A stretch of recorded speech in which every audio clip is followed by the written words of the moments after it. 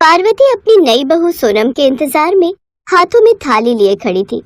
अपनी बहू की आरती उतारकर पार्वती बोली, सोनम बहू, अपने दाहिने पैर से ये कलश गिराकर अंदर आ जाओ। सोनम कलश गिराकर अंदर आ गई। उस घर को देखकर सोनम बोलती है, सूरज, तुम्हारा घर तो कितना छोटा है। अरे ये क्या, आते ही अपने पति का नाम लेने लगी। हमारे यहाँ पति का नाम नहीं लेते। अच्छा, तो आप बाबूजी को कैसे बुलाती थी? मैं तो इन्हें सूरज के पापा कहकर बुलाती थी। लेकिन माँ जी, मुझे तो इन्हें बंटी के पापा कहकर बुलाने में शर्म आती है। तुम भी ना एकदम बॉडम हो, तो तू इसको एजी ओजी कहकर बुला लिया कर। अच्छा जाओ, अब अपने कमरे में जाओ और नहाकर फ्रेश हो जाओ।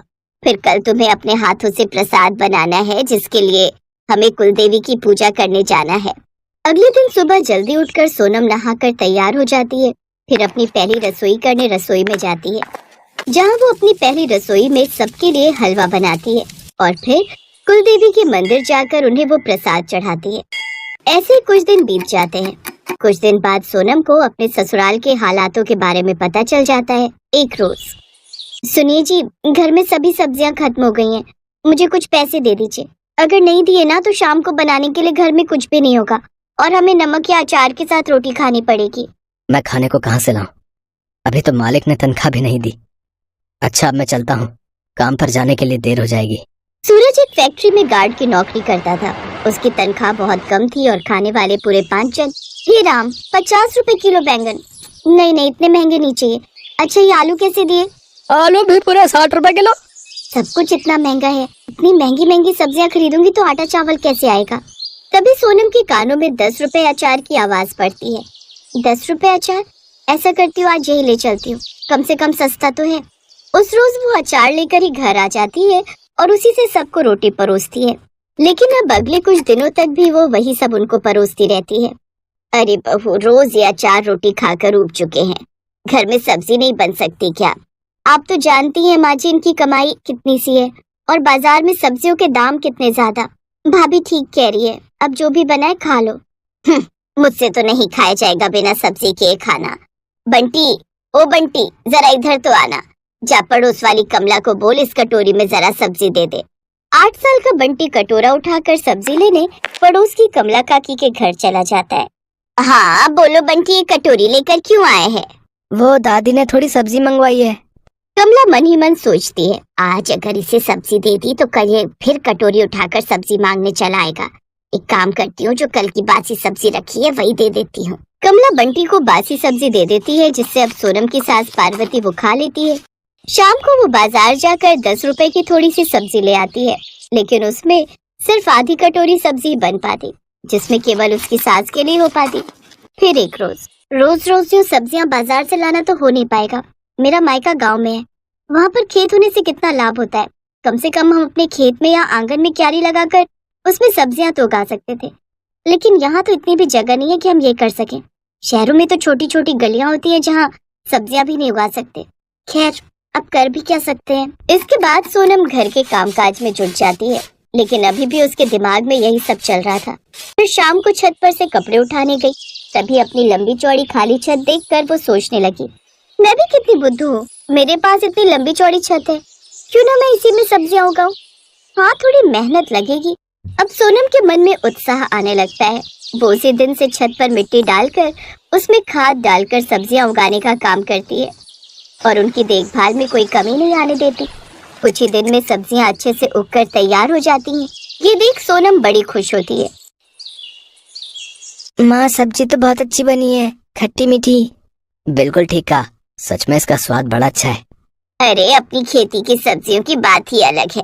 ये तो हमारी बहू की मेहनत है जो उसने शहर में छत पर भी इतनी अच्छी सब्जियों की खेती कर ली। बहू, तू तो मुझे एक कटोरी और दे दे, मुझे तो बड़ा ही मजा आ रहा है। ऐसा लग रहा है अपने गांव की खेतों की सब्जियां खा रहे हैं। नहीं तो गांव से शहर की मंडी तक आते आते सब्जियां आधी तो वैसे ही बासी हो जाती हैं, जिसमें कोई स्वाद ही नहीं होता, ऊपर से इतनी महंगी। अब तो हम रोज ही ताजी ताजी सब्जी खाएंगे और इसके दाम भी नहीं देने पड़ेंगे। सोनम को भी अब छत पर बने उस खेत से प्यार हो गया। अब वो खाली समय मिलते ही उसकी देखभाल में लग जाती। फिर एक रोज, तुम सच में बड़ी मेहनती हो सोनम, आज तुम्हारे कारण हमारी सब्जियों के पैसे बच जाते हैं और हमें इतनी ताजी सब्जी भी खाने को मिल जाती है। तभी वहाँ कमला भी आ जाती है। बहू, आज मेरे घर में सब्जी खत्म हो गई और बाजार अब इतनी धूप में कौन जाए। तू अभी के लिए अपने छत वाले खेत से मुझे कोई सब्जी तोड़ कर दे दे, जैसी तूने उस दिन दी थी ना मुझे बासी सब्जी। ऐसे ही बहू कोई सड़ी गली सब्जी है तो वो इस मुई कमला को लेकर आ। सत्यानाश जाए तेरा, उस रोज उल्टियां कर करके मेरा बुरा हाल हो गया था। अब मुझे माफ भी कर दो पार्वती, हो गई गलती मुझसे। अच्छा कोई बात नहीं काकी, आप बैठिए, मैं आपके लिए छत से बैंगन लेकर आती हूँ। सोनम छत से बैंगन तोड़कर उसे लाकर दे देती है और वो अगले दिन फिर सोनम के घर आ जाती है। सोनम बहू, इतनी अच्छी सब्जी तो मैंने शहर में खाई ही नहीं, कितनी ताजी और स्वादिष्ट। ऐसा कर, तू मुझे आज कोई और सब्जी भी लाकर दे दे, तू चाहे तो बदले में पैसे ले ले। नहीं नहीं काकी, उसकी कोई जरूरत नहीं है, मैं अभी लाती हूँ। सोनम छत से सब्जियां तोड़कर उसको लाकर देती है, जिसके बदले कमला काकी उसे पैसे देती है। रख ले बहू, ये तेरी मेहनत के हैं, और हम बाजार से जाकर सब्जियां लाते हैं तो वहाँ भी तो पैसे देते हैं ना। अरे मैं तो कहती हूँ कि तू ऐसी सब्जियां बाजार में बेचे ना तो तू अच्छी कमाई कर सकती है। पहली बार उन सब्जियों के दाम पाकर सोनम बड़ी खुश होती है और अब वो खुद का काम शुरू करने की सोचती है। वो अपने घर के बाहर ही ताजी सब्जियों का बोर्ड लगा देती है। अब जिसे भी वो ताजी सब्जियां चाहिए होती, वो उसके घर आकर उसकी छत से सब्जियां खरीद कर ले जाते। सोनम बहन, मुझे 2 किलो बैंगन, 2 किलो सीताफल और 1 किलो भिंडी घिया दे दो। जी अच्छी बात है, अभी बांध देती हूँ। सोनम, तेरे कारण हमें भी कम दाम में अच्छी सब्जियां खाने को मिल जाती हैं। ये ले तेरे 300 रुपए। अब उनकी आर्थिक स्थिति काफी सुधरने लगी, क्योंकि अब मुफ्त की सब्जियां खाने के साथ साथ उन सब्जियों से कमाई भी होने लगी। और अब घर खर्च तो सोनम की सब्जियां बेचकर ही चल पड़ता और सूरज की तनख्वाह सूखी बच जाती और अब वो खुशी खुशी से रहने लगे। गोमती ने देखा कि सुबह के 5 बज गए हैं। वो जल्दी जल्दी उठी और मंडी जाने के लिए तैयार हो गई। उठ गई गोमती? हाँ, और सुनो, मैं सब्जी लेने मंडी जा रही हूँ। तुम ब्रेड और दूध बंटी को बोल देना, ले आएगा। चाय ब्रेड खाकर ही दवाई लेना। हाँ हाँ ले लूंगा, तू भी ध्यान से जाना। गोमती का पति किशन बीमार रहता था, इसलिए घर का खर्च चलाने के लिए गोमती सब्जियां बेचने लगी। गोमती सुबह सुबह की ताजी सब्जी खरीदने के लिए बड़ी मंडी जाने लगी। गोमती ताजी सब्जियां खरीद कर लाती और बाजार में ताजी सब्जी का ठेला लगाती। सभी ग्राहक जानते थे कि गोमती बड़ी मंडी से ताजी सब्जियां लाती है, इसलिए सुबह सुबह गोमती के ठेले पर सब्जी खरीदने के लिए ग्राहकों की भीड़ लग जाती थी। 1 किलो आलू, प्याज, टमाटर और हाँ, आधा किलो करेला, भिंडी और अरबी भी कर दो। 1 किलो खीरा निकाल देना। हाँ हाँ, अभी कर देती हूँ। तभी एक औरत गोमती के पास आती है जिसका नाम मेघा था। वो गर्भवती थी और सुबह सुबह टहलने के लिए निकलती थी। मेघा का नियम था, वो गोमती से ताजी सब्जियां लेती हुई ही घर जाती थी। गोमती, मैंने तुम्हें कच्चे आम बोले थे, लाई हो क्या? हाँ हाँ मेघा दीदी, आपके कच्चे आम मैंने पहले ही अलग ले लिए थे। ये देखो ताजे ताजे कच्चे आम। अरे वाह, इन कच्चे आमों को देखकर तो मेरे मुंह में पानी आ रहा है। वैसे कुछ भी कहो, सुबह सुबह की ताजी सब्जी की सुगंध ही अलग होती है, जो पूरे बाजार में सिर्फ तुम्हारे ठेले पर ही मिलती है। मुझे लगता है तुम बहुत मेहनत से सुबह सुबह बड़ी मंडी से ताजी सब्जियां लाती हो। कितने बजे उठ जाती हो गोमती?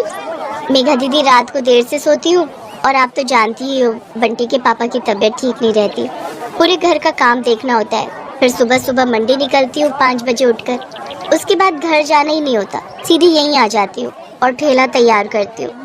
और कोई सब्जी चाहिए, दे दूँ क्या? और आज आप अकेले आए हो? अक्सर तो आपके साथ अमर भैया होते हैं।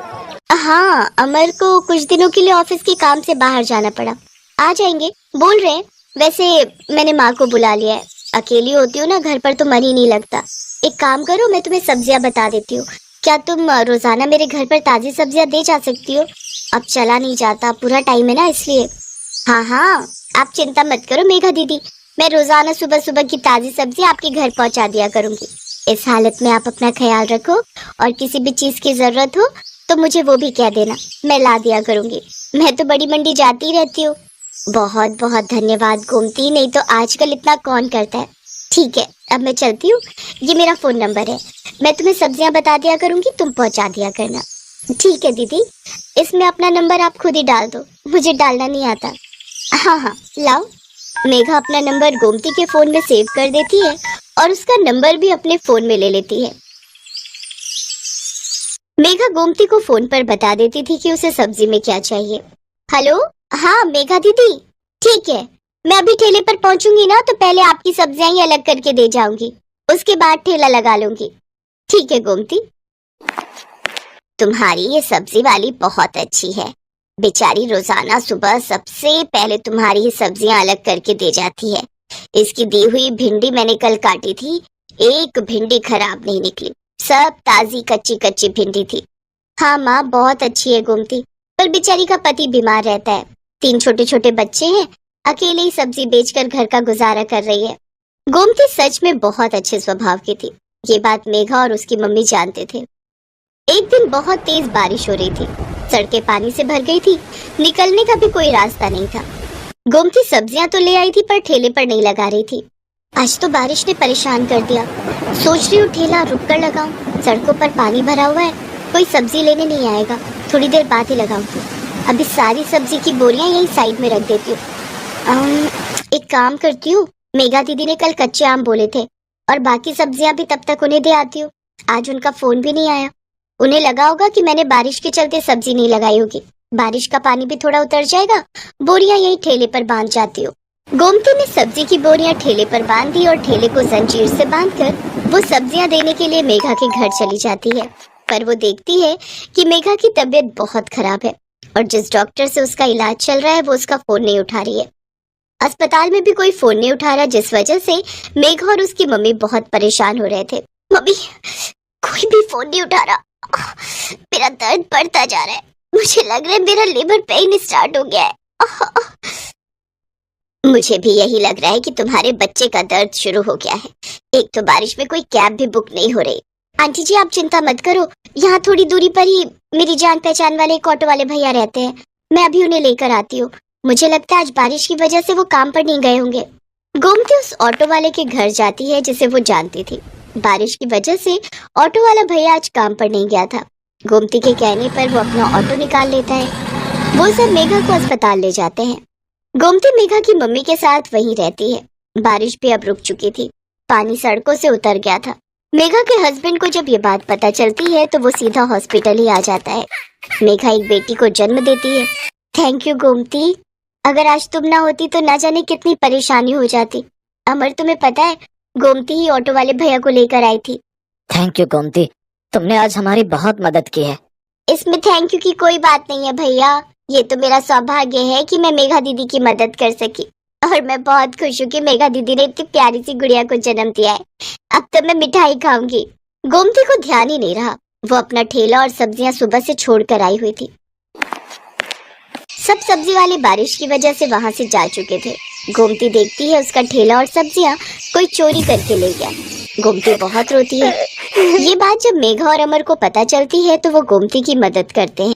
गोमती, हमारी अपनी दुकान कब से खाली पड़ी थी, अब तुम हमारी दुकान को अपनी सब्जी की दुकान बना लो। अब से तुम दुकान पर बैठकर सब्जी बेचा करो और टेंशन मत लो, हम तुमसे दुकान का कोई किराया नहीं लेंगे, तुम आराम से अपनी सब्जी की दुकान चलाओ।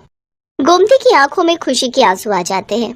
कुछ समय बाद गोमती का पति किशन भी ठीक हो जाता है। अब वो दोनों मिलकर मेहनत से सब्जी की दुकान चलाने लगे। दुकान बनने की वजह से गोमती के पास और भी ग्राहक बढ़ गए।